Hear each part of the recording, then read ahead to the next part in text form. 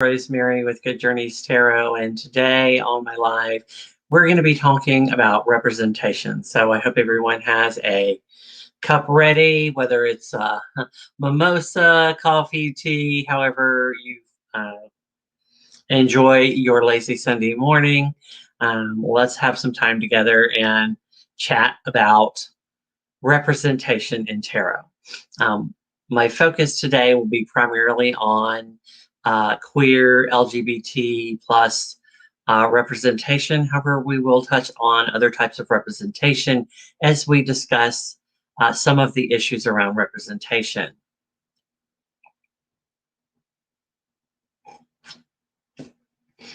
A traditional tarot deck, as everyone is well aware at this point, is mostly representative of a patriarchal Northern European,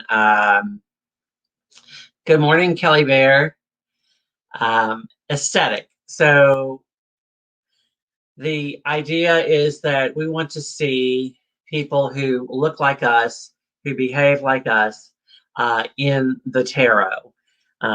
Obviously, this deck is very heteronormative and it is very patriarchal. And also, again, it's mostly white people, right? So there are two ways to handle that, right? One is the cards are archetypes, so it really doesn't matter what the images are, so you can just read it. But there are readers like myself and people we read for that want to see themselves in the cards. And so I want to look at some different cards and how we have seen that portrayed in tarot decks and the ways that we've went about it. And then I want to talk about some of the issues that have come up as a result of representation. All representation is not necessarily good for everyone, right? So that's kind of the things I want to talk about today.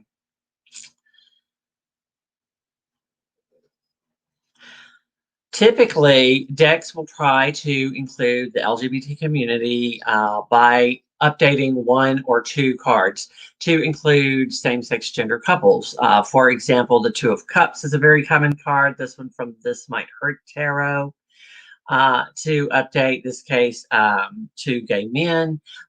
There's also a couple of decks that use lesbians. This card from the Lightseers Tarot is the Ten of Cups. That is a card that's also popular in all of the decks that have a LGBT Ten of Cups actually use lesbian couples with kids. I haven't actually seen any gay men with happy families, right? In the cards at least. This is from the Thoth-inspired The Urban Tarot. And it has one of my favorite cards of LGBT representation in it. And it's actually one that you don't typically see, and that is the Four of Cups. This idea that couples can become so comfortable with one another that they can sit in the same room and ignore one another or not pay one another any attention. Just really spoke to me for the Four of Cups. And this card, both of these cards, in fact, appear in a deck we're going to look at later.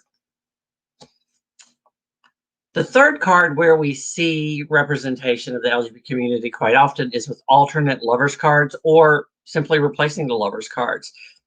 This is from the Hipchick Tarot, a beautiful depiction of two women.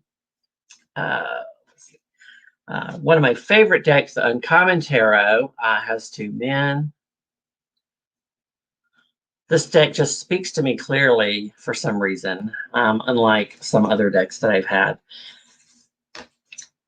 Probably my favorite representation of the lovers has come from the Lost Hollow Tarot. I'm not sure if you can make it out, but there are actually shattered mirrors in there, and there are couples of all types of representation.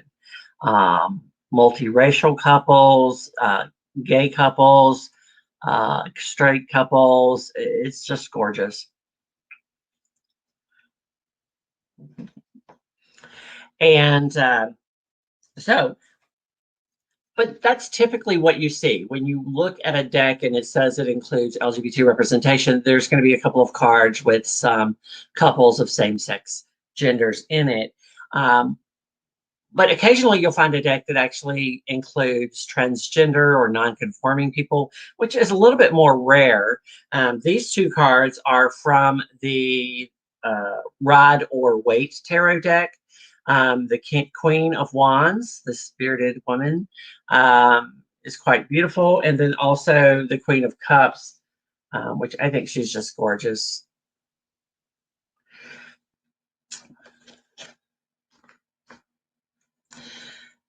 And then we get into decks that have an intention of being queer friendly, of being LGBT friendly.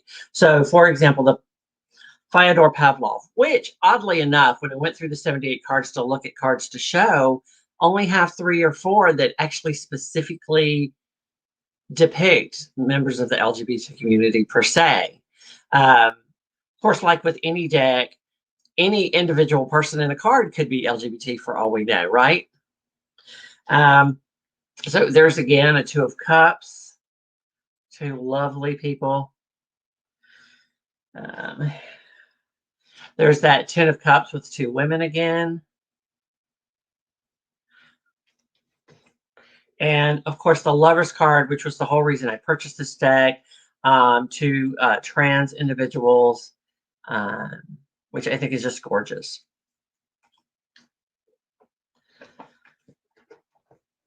But still, even with that deck, that we're looking at the intention of creating queer content, there are only a handful of cards that are immediately identifiable. So let's look at a deck that is intended to be all related to the LGBT community, the Pride Tarot. Pride Tarot is a collaborative deck, and all of these cards, 90% or more of these cards appear in other tarot decks, which were previously published by US Games or are being reprinted by US Games in the next year or so. And so we'll recognize them. Of course, this card and this card, which are from the Urban Tarot, which we've just discussed, by Robin Scott. There's a lot of beautiful depiction of various representations of the LGBT community, not just gay and lesbian couples, but we also get a lot of fun genderqueer and non-conforming cards. This 2 of Cups was intended to be such that while it appears to be a man and a woman, it's not necessarily a man and a woman. It could be 2 trans individuals, for all we know. At least that's the description of the card. Thought this was gorgeous. This kind of reminds me of Steven Universe. I don't know if you've seen that, Kelly Bear, over in the UK, but definitely a good feel to that one. Love the pink hair.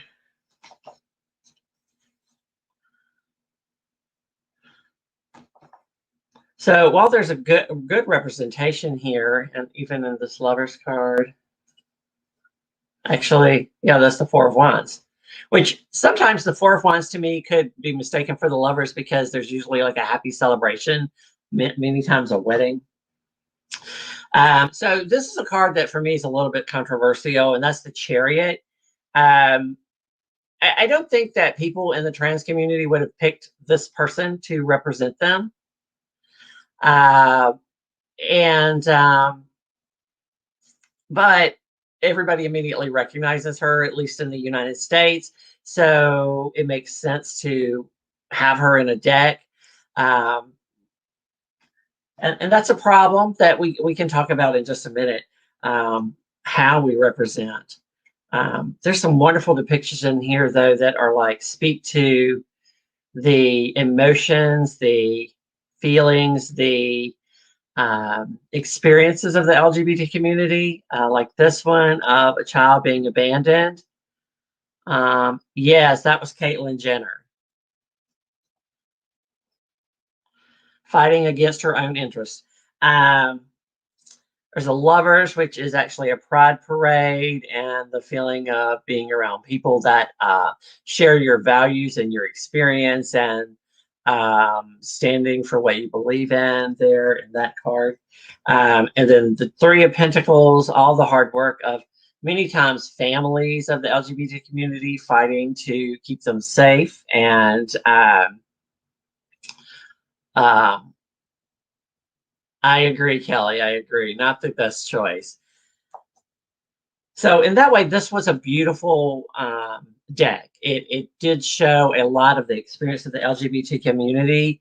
It has some gorgeous cards in it. It actually has led me to some decks that I might not otherwise have seen um, or wanted to see. Um, but it's a collaborative deck, so I find it hard to work with. I like some consistency in my deck when I'm reading. I find collaborative decks distracting in a spread for me personally. Um, so in the Modern Love Tarot by Ethony, she also did a great job of representing the LGBT community, and she included it in some unexpected cards like the Eight of Pentacles. You know, relationships are hard work. It takes some commitment and some time and practice. And so I thought this was a great depiction, especially since all of these cards related directly to relationships.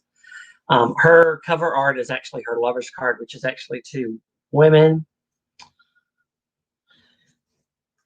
And the Seven of Wands, that card of taking a stand, these two beautiful women.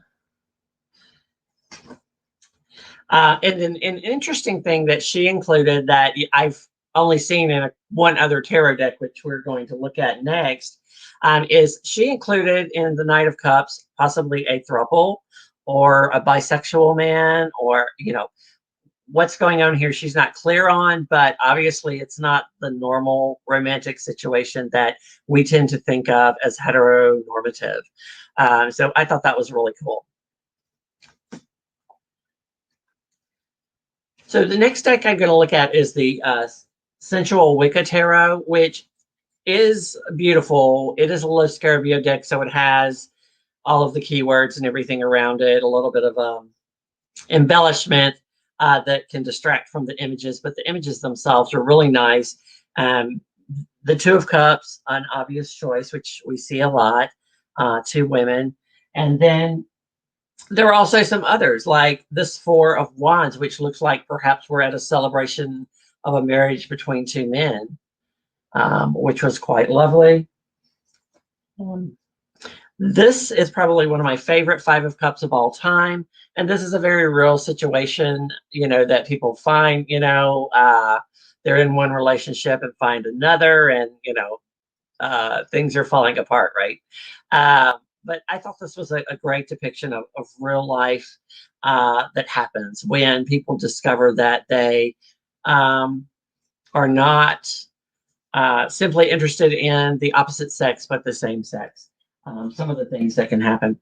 So this is the first card, which I think we might find a little problematic, and is going to take us into our problematic cards and talk a little bit about how representation can go wrong. This is the Five of Wands, which is about struggle, conflict, and this card, because it's two men naked, it gives me the impression that perhaps they are being attacked because they're gay, because people don't approve of them.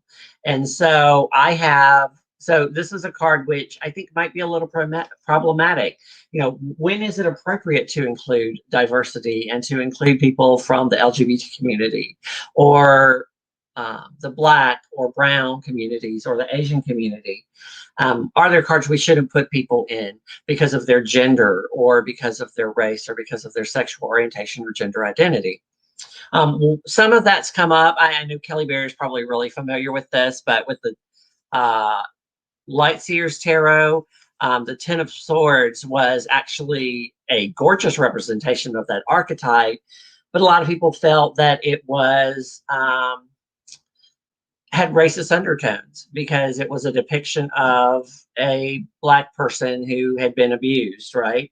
And I didn't really know how I felt about that at the time, because I didn't know if I should have an opinion at first. And then, of course, I didn't end up getting that deck.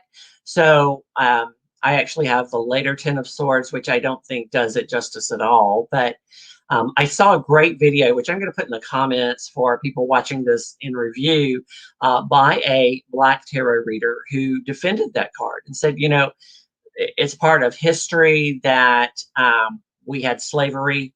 It's part of history that historically minorities have been abused and taken advantage of.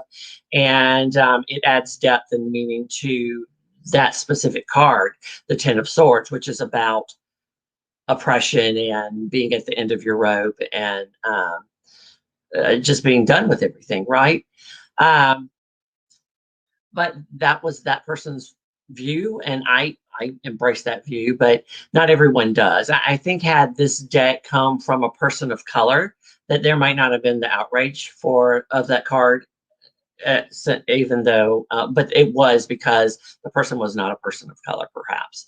And maybe that plays a part into how we view representation when we see it. You know, is that person part of the community that they're representing?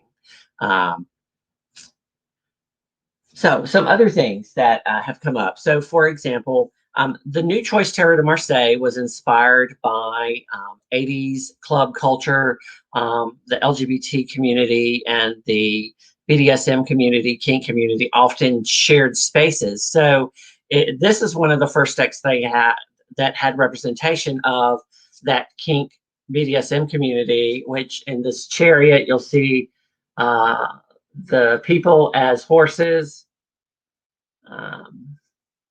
And you'll also see, you know, the men in harnesses here in the Hierophant.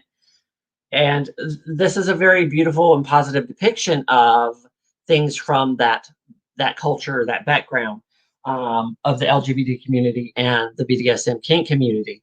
But what if we put a dominatrix as the devil? So is that then problematic? Now, I can tell you this card I don't view as problematic because I have read the artist's description of the card and their intention behind the card. But as a person who is a member of that community and seeing this for the first time, I'm like, well, most people have a negative association with the devil, right? The devil is bad. And so when they see this dominatrix, they're like, bad. The kink is bad, BDSM is bad, that's wrong. But that's not the intent of this card. You know, the intent of this card was to demonstrate lust, to demonstrate desire. And she's very much a desirable woman. She's very statuesque, very beautiful. And so it is a good image for this card in this deck. But in some places and in some decks, if you looked at it, you might think this is, you know, saying that this is bad or this is wrong, right? A lot of people have a misunderstanding of the BDSM community, and it grinds my gears. Yep, I get that. So I actually run an art show at a kink convention, and so I have. So that was one of the first things I thought when I saw that card originally was, oh, this seems problematic. But then I read the guidebook related to this card, and I get what she was going for, and I think she accomplished it relatively well. So, and it was in the context of a deck about love and romance, and kink is part of love and romance for people. And so I think it's great that it's represented. So, so here's a card that I have always perceived as a person of color. And I think part of that may be psychological, but I think the other part of it is because early versions of this card are discolored. So this is the Seven of Swords. Now, the Seven of Swords in early editions, and I wanted to bring a different version for you to see, but the person's skin tone is darker because of misprints. And so I've always thought this was a person of color because of the hair and the skin tone. But it bothered me because then are we saying that Black and brown people are deceptive? You know, so is it problematic if we put a person of color in this card? Or if we put a transgender person in this card? Does that mean that we have a negative view of that person. But what if we change the card? What if we made it something like this? Sneaking in. You know, in this card, I think the idea was that this was a thief. But there's also a depiction of it in this card, which is a woman sneaking back in from a night out. Which, if you were to put a person of color or a trans person in this photo or this card, we wouldn't necessarily see a problem with that because it doesn't really scream thief or deception. So it does deception, but not the type of deception where someone is intentionally wronging you. They may be sneaking behind your back, but they're not stealing from you, right? So yeah, so it this one could be perceived either way: sneaking out, sneaking in, or theft. The that was pretty much the gist of what Maria Strom said about the stack when I interviewed her. Because I thought this was a great depiction. And this is basically, this is basically the same idea, right? Sneaking out or sneaking in. And so I like that. Let's see. You're right, because they're being pulled out of the room, right? See, in this one, I can see now she's sneaking out because she's actually, the curtains are behind the window. So she's coming in she's on the outside. This one, she's on the inside going out or coming in, one way or the other, but yeah. So those are some of my thoughts about representation. I think that we have to ask ourselves several questions when we see cards. One is, what was the intention of the artist? What is our relationship to the character being depicted? So, I mean, I'm much more willing to critique and to speak positively for deck creators who include members of the LGBT community because I'm a part of that community. But how much right do I have to speak about other types of inclusion? For example, the issue with the Ten of Swords in the Lightseers Tarot. Or recently, there was a post, and Kelly Berry, you may have come across this because you're a moderator in the Hermit's Cave, but there was a card of a hangman depicting a woman, and there was some concern about that, and how women have historically been the victims of abuse and subjugation by men, and that they didn't find that particular card appropriate because of the way it was depicted. So that brings the question, again, to consider, are there cards that we shouldn't have diversity in? Are there cards that should have to be white men because of their portrayal or what they're depicting, or that specific archetype requires in a card? But I think if we look at the artist's motivation, we look at where their perspective, and we look at our own motivation and perspective for interpreting the cards, I think that helps us with coming to terms with ourselves on what's a positive and negative depiction of representation in the cards. It's not always easy. As I've mentioned, there have been several arguments online and in YouTube videos about representation, even when it was done with the best of intentions. But what it comes down to is it an image that you can work with, that works with your ideas behind that specific card? I think I actually managed to get through all of my cards in a reasonable amount of time. I thought I would be rambling on for an hour. Let's see, right? So yes, Kelly Bear says, I like the range of representation in my decks because this reflects the world I live in, both locally in London, in a diverse area, and globally. Yes, absolutely. And I have some decks that are more representative than others, obviously. The ones that I showed today are probably the most representative. I tend not to work with the Hip Chick Tarot very frequently because it is an all-female deck, and that's one of my issues with several decks that are out right now that are gorgeous. They're all female, so then it doesn't really represent the diverse world that we live in. And I understand that some people want a feminine energy, but that's I think there's a balance, and I think that's part of what representation is about, is finding the balance. I think it's great that there's a deck, the Pride Tarot, for people who want that, but I don't think that every deck should be um, all LGBTQ people, right? Because there are other people in the world. But I do like the Modern Love Tarot for diversity, though it's specifically geared all the cards towards love readings. It's very diverse. It has ability represented. It has gender and LGBT community. It has racial diversity. So in that way, it's beautiful. And I think that some of the other decks attempt that, some with more success than others. I think that the Uncommon Tarot does that pretty well, though it's a collage deck. It was a deck that I really didn't think I would care for, but has become one of my favorite to read with. Um,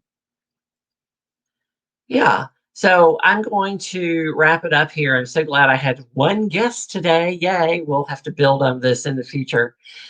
If anybody has any ideas for topics they'd like to hear me talk about or share about, please do post them in the comments, and look for more videos to come soon. Yeah, so the Numinous Tarot is very diverse, and I've seen it. I've never been able to bring myself to buy it. I don't know. There's something about the imagery that doesn't quite speak to me, but it is gorgeous, and it is very representation of the queer community. And in this deck, the Pride Tarot, there are cards from that deck. As I mentioned, most of these cards are from existing decks. There are some cards that were made specifically for the deck, but those are from artists who are publishing decks with US Games in the next year. Liz Blackbird's deck, the Heart and Hands Tarot, was picked up by US Games. It's been out for several years. I have a copy of it.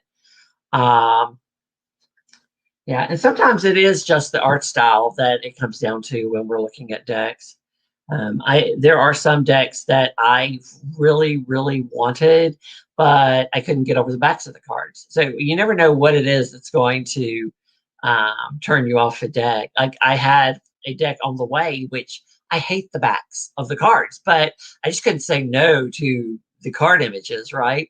And it violated two of my rules, and I'll talk about that when I do the walkthrough for it in the near future.